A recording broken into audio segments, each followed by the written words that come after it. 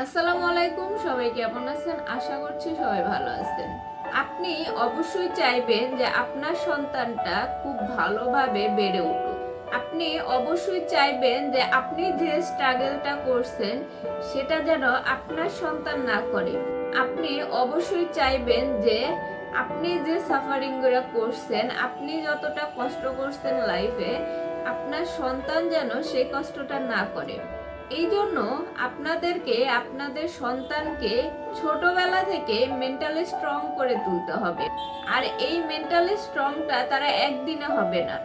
আপনি একদিন বসে তাদেরকে বুঝাতে থাকবেন যে এটা করা যাবে না, ওটা করো না, এটা করলেই হবে, তাহলে আপনি একদিনে তাকে বুঝাতে পারবেন না। একটা মা সবচেয়ে বড় শিক্ষক হচ্ছে সন্তানের জন্য। একজন মা সেই পারে তার সন্তানকে ভালো কিংবা খারাপ বানাতে। কোনো সন্তানই কিন্তু মায়ের পেট থেকে খারাপ হয়ে বের হয় না, বা কোনো সন্তানই মায়ের পেট থেকে এরকম অভদ্র হয়ে বের হয় না। সব সন্তান বা সব শিশুই নিষ্পাপ হয়ে জন্মায়, এবং সে যখন ধীরে ধীরে বেড়ে ওঠে, তার আশেপাশের যে পরিবেশটা দেখে সেটা থেকেই সে শিক্ষা গ্রহণ করে, এবং সেখান থেকেই তার সবকিছু ডেভেলপ করে। সে মেন্টালি স্ট্রং হোক, মেন্টালি ভালো হোক, খারাপ হোক, সে তার আশেপাশের পরিবেশ থেকেই পায়। বর্তমানে আমাদের সমাজে যৌথ পরিবার খুবই কমে গেছে। এখন আধুনিক যুগে এসে সবাই শুধু একক পরিবারে থাকতে চায়। যৌথ পরিবারে সবাই থাকতে চায় না। কারণ হইতেছে যে একক পরিবারে মানুষ মনে করে অনেক সুবিধা, মনে করে যে আমি একক পরিবারে থাকলে আমার নিজের মতো, নিজের স্বাধীন মতো থাকতে পারবো। কিন্তু এক্ষেত্রে যে আপনার সন্তান কিভাবে মানুষ হইতেছে, তার মেন্টালি কিরকম হইতেছে, সেটা আপনি নিজেও জানতেছেন না। একটা যৌথ পরিবারে সন্তান যেভাবে বড় হয় সবকিছু দেখে, এবং একটা যৌথ পরিবারের সন্তান যেরকম মেন্টালি স্ট্রং হয়, একক পরিবারের সন্তান সেরকম মেন্টালি স্ট্রং হয় না। এটা প্রমাণিত যে যৌথ পরিবারে কি জন্য স্ট্রং হয়। সেখানে তারা বড়দের দেখে যে তারা মানুষের সাথে কিভাবে আচরণ করে।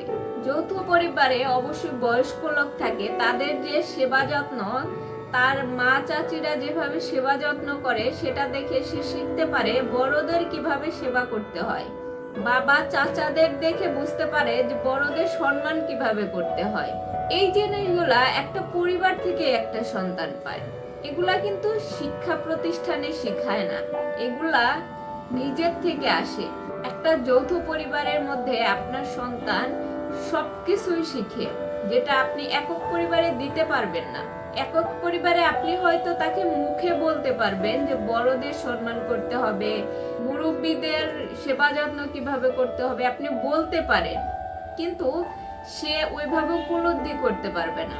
এখন দেখেন বর্তমান সমাজে বেশিরভাগই বৃদ্ধাশ্রম বেড়ে গেছে। আর এই বৃদ্ধাশ্রমের বাবা মা গুলা কারা হয়? বেশিরভাগই একক পরিবারের বাবা মা হয়। একজন বাবা, একজন মা এবং তার সন্তানরা থাকে। সেই পরিবারের মা বাবারাই বৃদ্ধাশ্রমে আসলে বেশি থাকে। কেন এই ঘটনাগুলো বেশি ঘটে? কারণ হইতেছে একটা একক পরিবারের সন্তান সে বুঝতে পারে না যে বৃদ্ধ বয়সে বাবা মাকে কিভাবে সেবা করতে হয়। আর বৃদ্ধ বয়সে বাবা মাকে সেবা করার মাঝে যে একটা আনন্দ আছে, সেটা তারা উপলব্ধি করতে পারে না। যখন বাবা মা বৃদ্ধ হয়ে যায়, তারা তাদেরকে বোঝা মনে করে, যে তাদের সেবা করতে গেলে অনেক সময় চলে যাবে, অনেক কষ্ট হবে, তার থেকে বৃদ্ধাশ্রমে দিয়ে দিই। কিন্তু একটা যৌথ পরিবারের সন্তান কিন্তু এটা মনে করে না। তাদের নিজেদের যথেষ্ট কষ্ট হলেও তারা চায় যে বৃদ্ধ বাবা মাকে নিজের কাছে রেখে সেবা করার জন্য।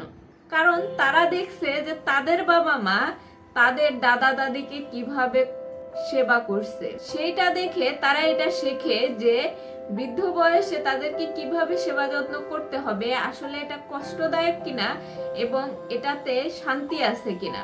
একক পরিবারের সন্তান কখনোই শিখতে পারে না। মেন্টালি স্ট্রং বানাতে গেলে এই জিনিসগুলো খুবই প্রয়োজন।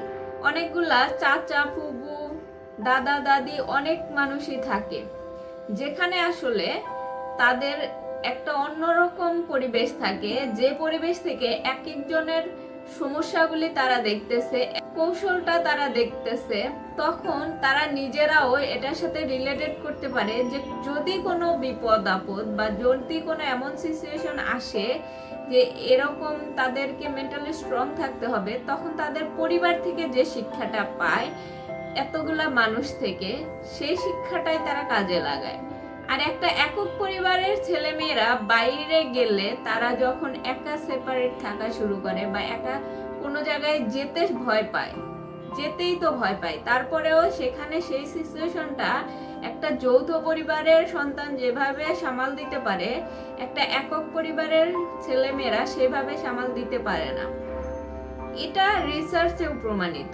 যৌথ পরিবারের সন্তানেরা সবসময় স্ট্রং থাকে, মেন্টালি হোক, যে কোনো বিপদ আপদ যে কোনো সিচুয়েশনের মধ্যে তারা বুঝতে পারে যে এই সময়টাতে কি করতে হবে।